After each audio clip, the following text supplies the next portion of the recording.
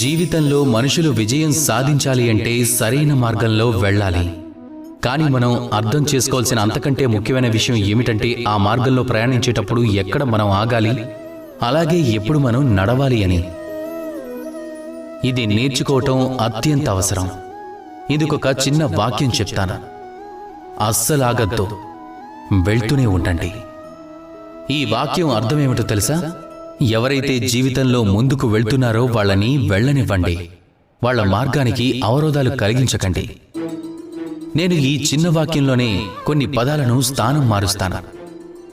ఆగు, ముందుకు వెళ్ళనివ్వద్దు. ఇప్పుడు దాని అర్థం ఏమవుతుంది? ఆ వ్యక్తిని ఆపై అతన్ని జీవితంలో ముందుకు వెళ్ళనివ్వద్దు. అతని మార్గంలో బాధలను సృష్టించు. ఇప్పుడు ఈ చిన్న వాక్యంలో పదాలను స్థానం మార్చటం వల్ల ఎంత అర్థం మారిపోయిందో చూడండి. ఈ